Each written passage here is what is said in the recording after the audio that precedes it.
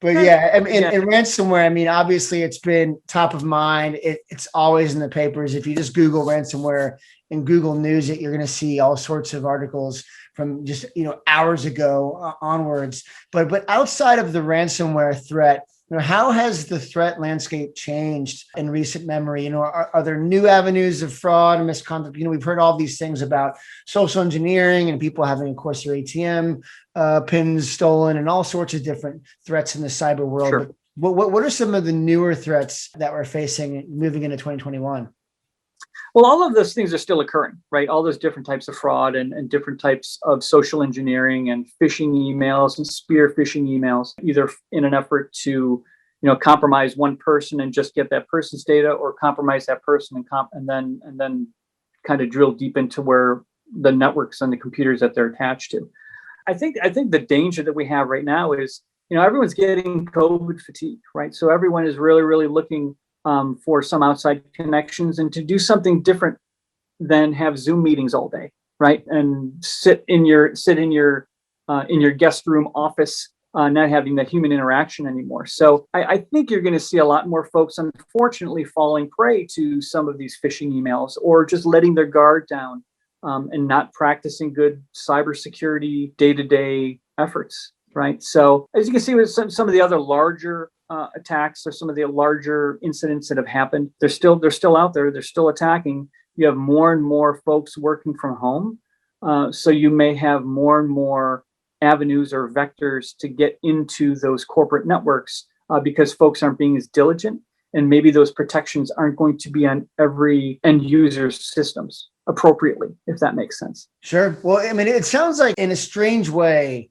that's almost good news. And what I mean by that is that it sounds like what you're saying is that although the threat landscape is evolving, the primary way in which it's evolving is it's a lot more of the same, that a lot of the same types of threats we've seen with regards to phishing and spear phishing and spoofing and these distributed denial of service attacks.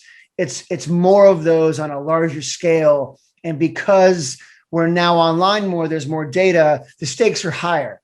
But that ultimately, the reason why I say that might be a good thing is that a lot of the same educational efforts and a lot of the same preventative mechanisms we've been talking about for years are just as important today as they've ever been. Right? Oh, absolutely. We want to provide folks with practical tips and tactics on the survival guide. It's the ESI Survival Guide, not the ESI Scared the living crap out of you guide.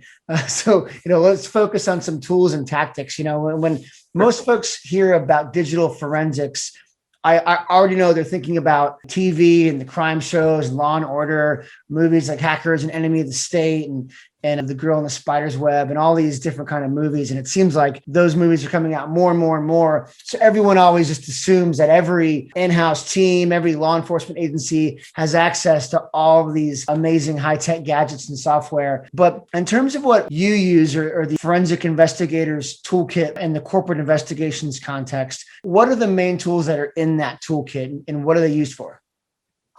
Well, I mean, I think a lot of the tools haven't necessarily changed all that much over the years. They're there for the same reasons, right? We want to be able to investigate an endpoint system, either for compromise of data or if there is an intrusion to see if there's any lateral movement off of that piece of equipment to another system within the organization. So a lot of those same types of computer forensic applications.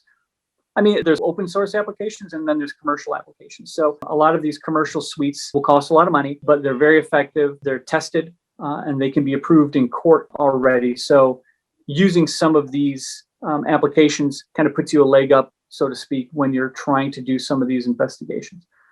Using a lot of these open source tools, we use hand-in-hand open source tools and forensics tools, right? So depending on what we're actually investigating, there could be several open source tools. They'll make our job a little easier. Will get us the data quicker. And at the end of the day, what you're doing is, as a forensic investigator, you are reporting on your findings based on your technical expertise and your investigative steps. So as long as you're documenting all of your steps in your investigations, you're using the tools appropriately, you have folks that are trained appropriately in the use of these tools, you can get to your end, hopefully relatively quickly.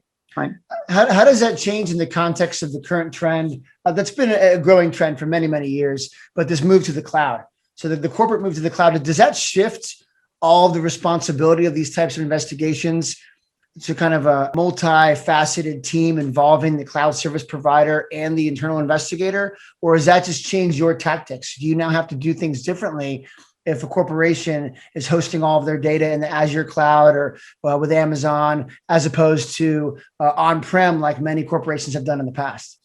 Sure, and it can be a mix of both, right? So there are some times where you have to engage that cloud service provider, and even when you and I were doing some of these forensic investigations and consulting for CDS, when we have our clients have a lot of these cloud infrastructures, sometimes the end client won't have all the answers. You have to go to that cloud provider because those are the owners of those systems, right? They don't necessarily own the data; they own the systems.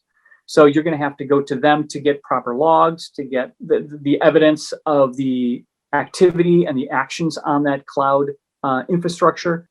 When you move more towards an internal investigation on the corporate side, there's going to be a myriad of different types of logs and things that you're going to look at on the internal investigation side that aren't just going to be owned by that cloud service provider, because there could be internal connections internally from your organization to that cloud service provider. And then you might need to talk to that cloud service provider to see who from your organization attempted to access that data. Sounds like that one of the most important things, and still harping on that theme of prevention, is that as your IT ecosystem grows, you really need to have a cross-functional team of people that understand how data moves around the organization, how you interact with a cloud service provider vis-a-vis data creation, storage, deletion, so that when a threat does actually infiltrate your systems, you can react very quickly with one of those incident response teams you were talking about. And generally, the larger organizations are going to have that infrastructure that can kind of support all of that. And when you get into smaller organizations, their IT folks might also be their cybersecurity folks. Their email folks might also be their cybersecurity team. So the larger the organization, it seems to be the larger the amount of resources can be applied towards those investigative efforts and prevention. When you get into some of the smaller organizations, they're either leaning maybe on too many internal assets, or they're relying on a third party sourcing out their security or whatnot. You've again had a myriad of different experiences when it comes to forensic investigations type of work. What are some of the common mistakes or pitfalls you've seen over your years of experience? Are they different from the government sector to the private sector, the types of industries you've worked in, or do you see a lot of similarities amongst the common mistakes or pitfalls that organizations fall prey to with regards to cybersecurity and other security controls? Generally, the more sophisticated an organization is, if they really buy into cybersecurity, if they really buy into having this security mechanism that involves the entire enterprise, the more successful they're going to be. You can run into some of these organizations where they're not necessarily putting the funding or the training or the personnel into these types of programs. And that's where they can run into trouble, because they're going to fall short maybe when they're trying to do some of these investigations, or just in general being protected from these cyber threats. It sounds like the biggest threat or the biggest pitfall is kind of a combination of that nexus between outside actor and inside threat. And I guess with insider threat, there's a big distinction between somebody stealing information or doing something bad from the inside and someone just screwing up and, picking up the thumb drive in the parking lot and sticking it into the network.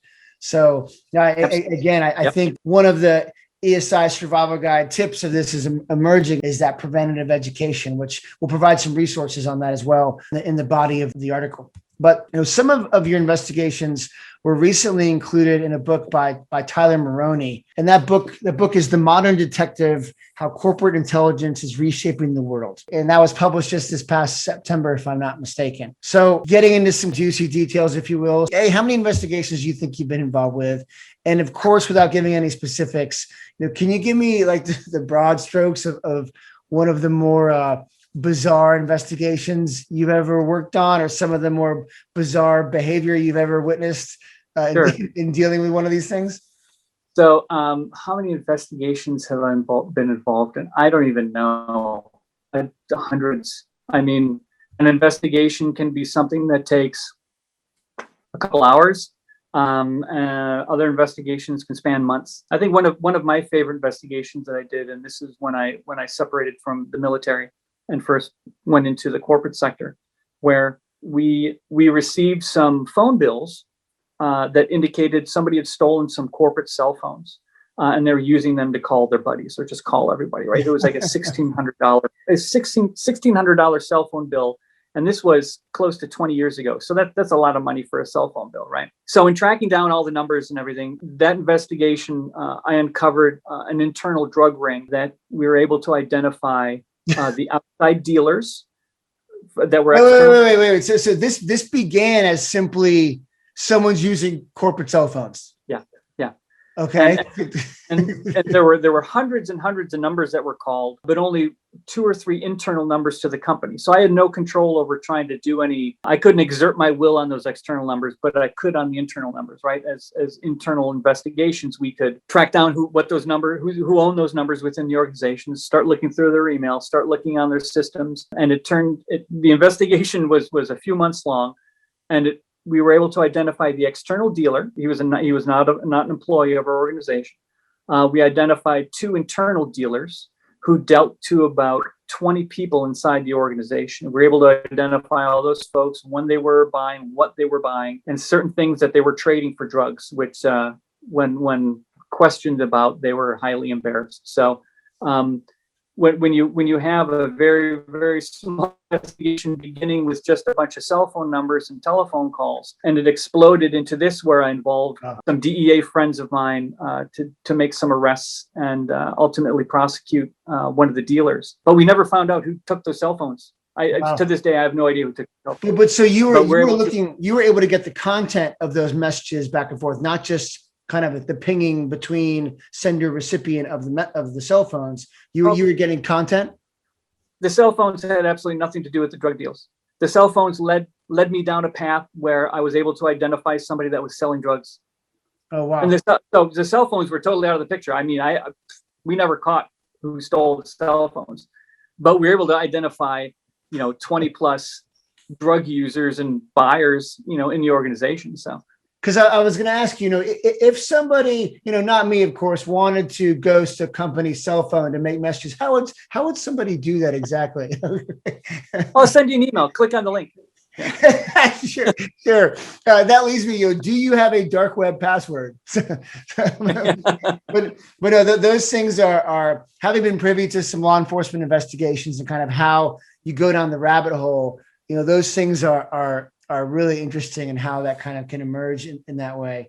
Well, one of the strangest things, I shouldn't say one of the strangest things, but a strange thing that always kept happening was when I coming from a counterintelligence background, an intelligence field, when I was in consulting, it would happen all the time where we would go to a client's site. We would have to collect data maybe from a server in their data center, and your IT contact would walk you into the data center, identify the server, and say, yep, that's the server that we need to collect data from, either for an investigation or litigation, something like that, eDiscovery.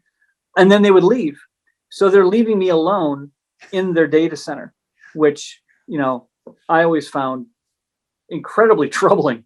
I mean, I would never, ever recommend you do that. Always have a chaperone. Sure, it's going to inconvenience the email guy or the IT guy that has 100,000 other things to do. But I don't know if you really want somebody that's not a part of your organization just hanging out in your data center, plugging in thumb drives and collecting data. Maybe that's a way to get new business, right? You find those people out and you can go back to their bosses and say, you know what, we have to do some educational efforts. Yeah. I remember this one situation that I was in where I was inside of a data center, not a CDS data center, but literally there was an armed guard there. They had all of these controls in the front area. And then when you went back where the cages were, while we were there looking at and investigating kind of where data could be stored and getting pointed out, like you said, where the data resides, somebody was smoking a cigarette, and there was like an exit door to the parking lot. like a significant lack of controls and security in how they built this thing.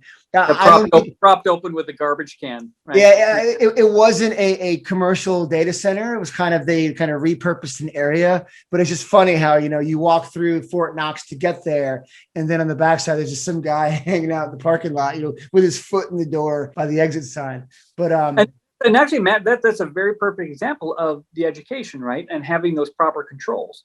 I mean, you have security guards, you have a man trap, you have all these different controls going into that data center, but then you have, some knucklehead wanting to spark up his vape pen, and opening up the back door to the data center. That's a true back door.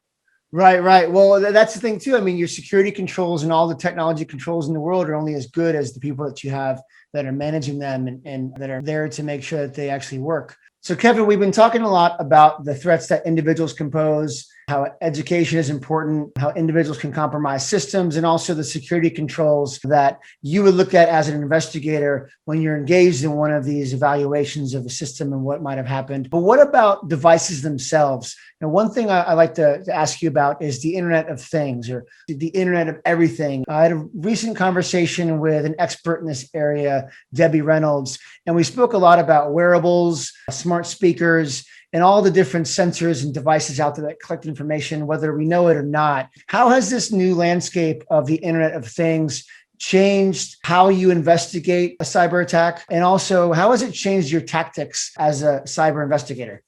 Well, the main thing you have to do is you have to be able to wrap your arms around what are all the devices that may be part of investigation, right? So you're mentioning the Internet of Things of Fitbit watches, Alexa devices, Google Plays. We had some investigations several years ago that I would do where rogue wireless access points that were not easily detected. We need to connect to those and get the logs off of those to do our investigation. So one of the main obstacles now, I believe, is there's so many, the speed at which these are coming to market, some of these Internet of Things devices, right? There's not a very forensic way to get the data off of some of these things that are just brand new, right? The tools have to catch up to the tech. How does that affect our investigations? Again, it's us making sure if there's certain devices or if law enforcement's involved, certain devices like Alexas, if you can get some of the voice recordings off of there. If you're looking at insurance claims, you're looking at the Fitbit, you're looking at their routes. I mean, there were cases years ago where the military would pretty much say to folks, no, you cannot wear a Fitbit when you're in a certain country during certain deployments, because they were publishing their Fitbit workouts to a public space, right? So they're publishing their workouts and it's publicly viewable.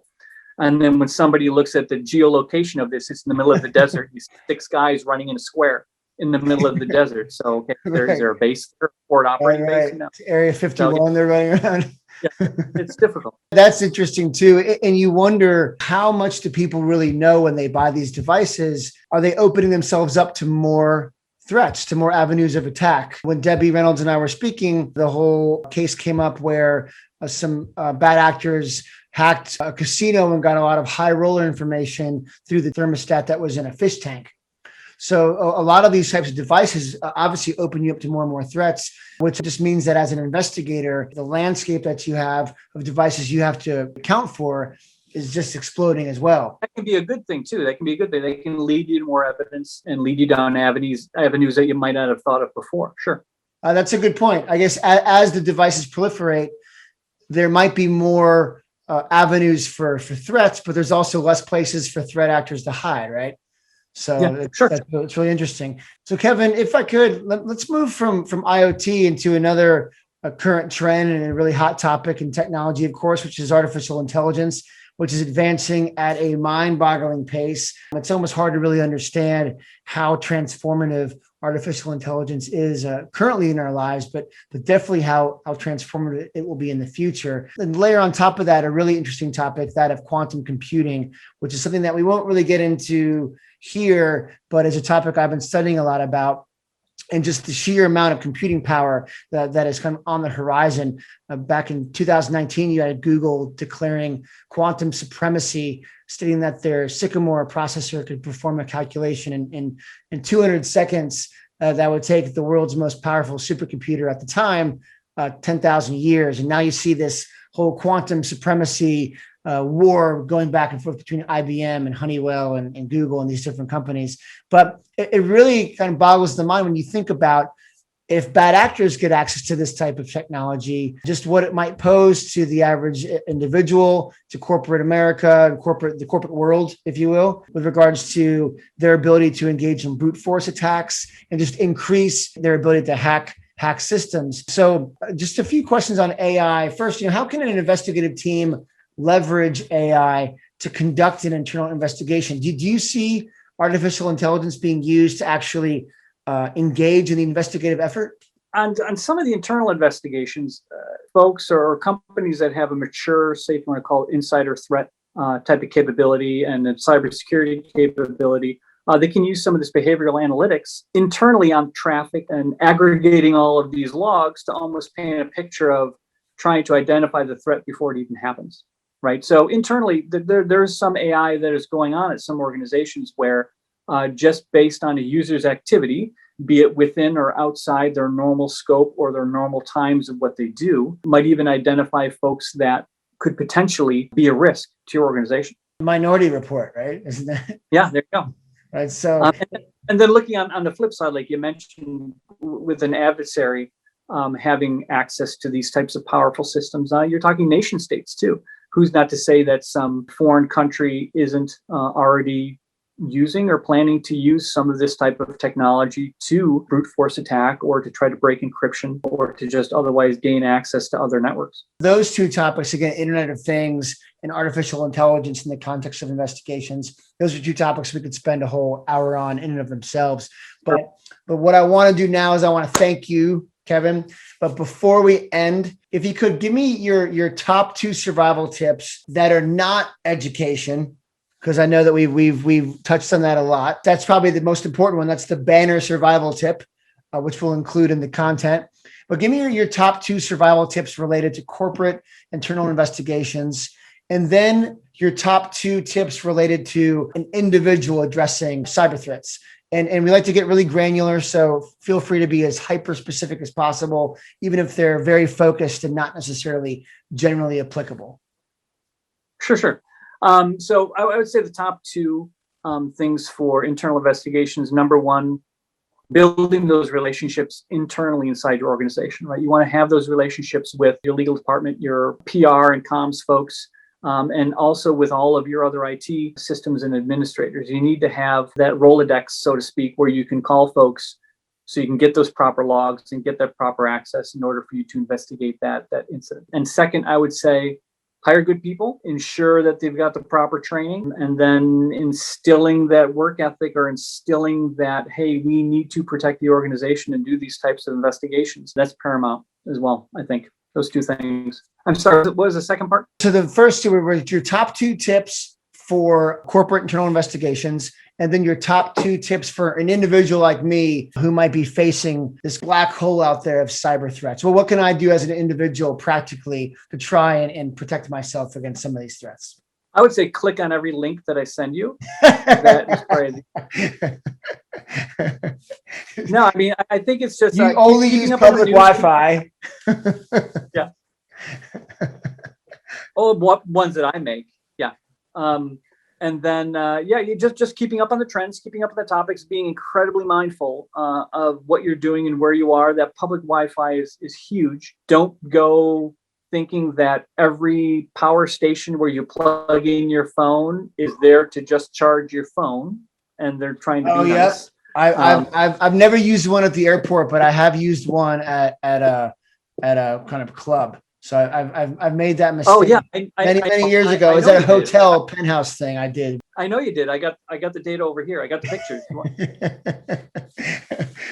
But where do you go for the information? I read Wired magazine. I go on CNET a lot.